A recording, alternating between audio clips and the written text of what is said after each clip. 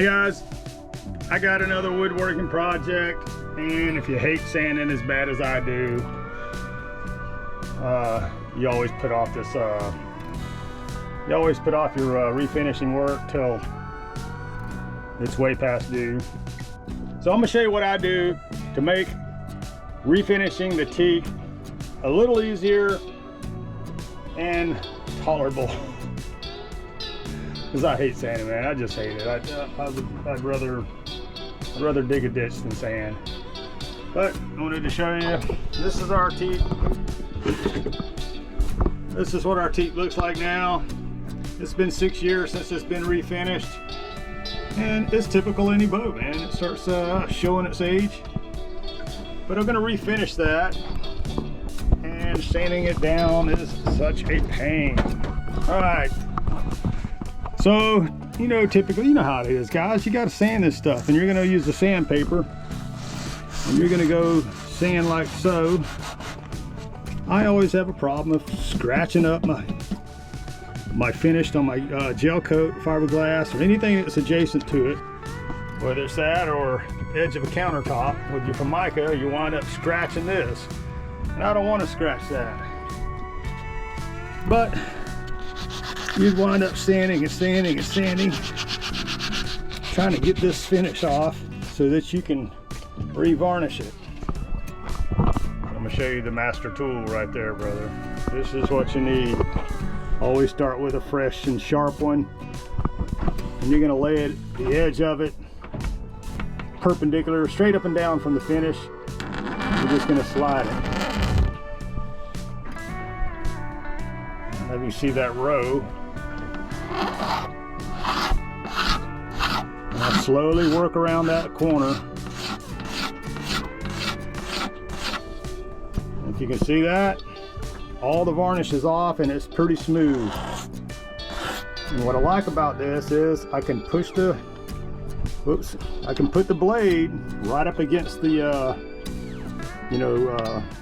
from my fiberglass right there, or from Formica or anything, and put the tip of it there and slide it, and I will not mess up the edge. So I'm using the knuckle on my middle finger, the tip of my pointer, and my thumb to keep that set back enough that I'm not scraping the finish on my adjacent product, or my adjacent, anything adjacent to it. And I sit there and I work this around the edge, if you can see that. And I keep turning.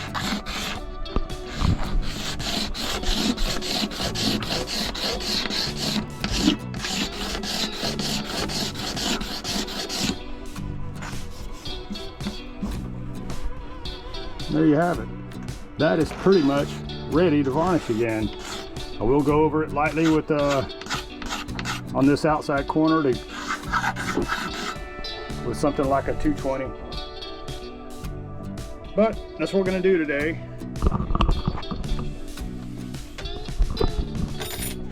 And we're going to work all of this. You can see the discoloration in it. Stuff that drags across the shelf right there. And we're going to work that all the way around. You see where the varnish is on it and where the varnish is off.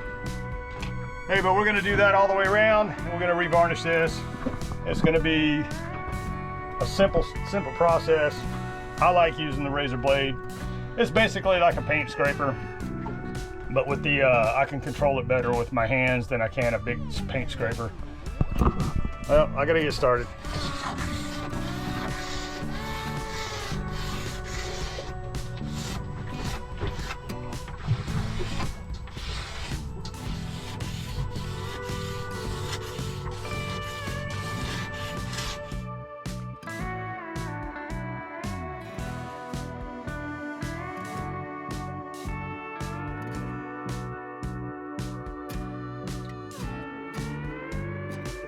So I'm not saying I'm doing this with every piece of the the varnish, but I'm doing it on those rough, dark patches you see, that I showed you.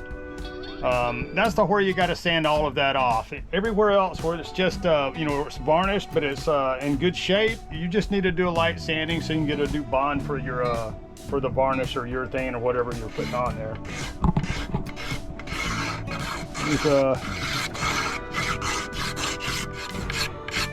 You can see how the finish is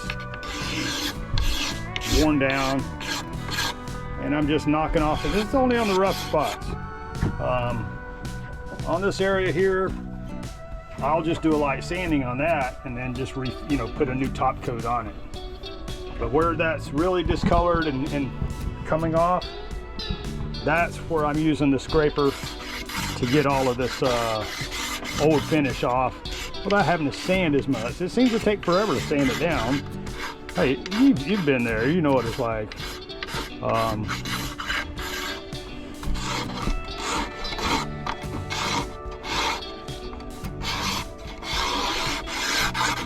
Alright, so on all my flat surfaces, I'm still doing a light sanding to get the next coat to bond on there.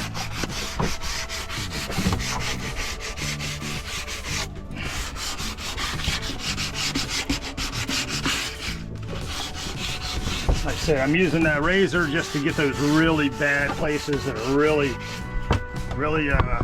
like flaking off and discolored, and get it back down to raw wood as fast as possible. You see where the varnish is on here and it's discolored. It looks a little darker. If you notice where the varnish is and where I've scraped off the varnish, where it looks raw, more of a raw wood, when you put the finish on there, it's going to go back to the same color. So don't worry about that it's two different colors. And if you mess up, hey, if you mess up, you can always start over. Not the end of the world. So I'm using an oil-based spar urethane, and I don't have any tack cloths, so I'm making one. And what I've done is dip a rag into the urethane, and then I'm going to wipe all the dust off with it. And this will pick up all the dust onto this rag.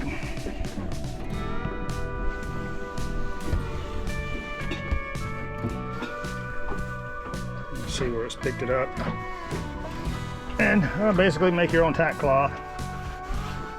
I wanted to share one more thing with you, and it's about how to store this brush. So we got ongoing varnish projects going on the boat. You can't varnish everything in one day, and cleaning out the brush is a really pain, and it gets expensive for cleaners, and you got to dispose of the cleaners afterward. So here's a trick I learned from my mom about with painting, and it works with the varnish.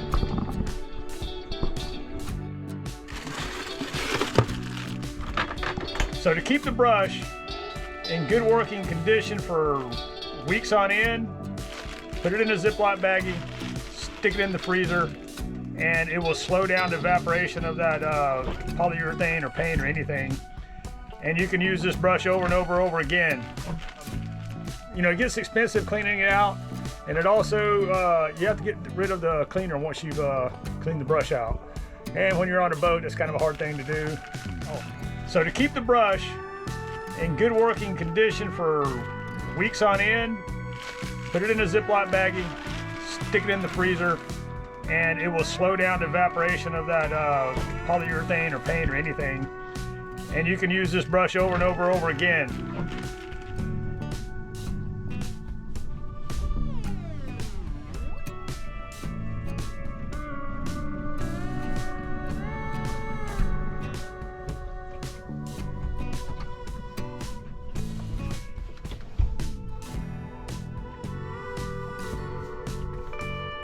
There's a towel rack, pleated.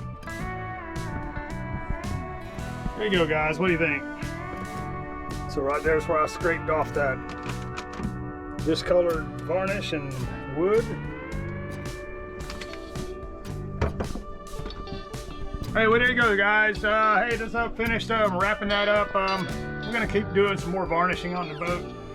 It just has to be done every so often. Hey, you know how it goes. But I hope these little tricks help you out and save you a little bit of time, a little bit of money.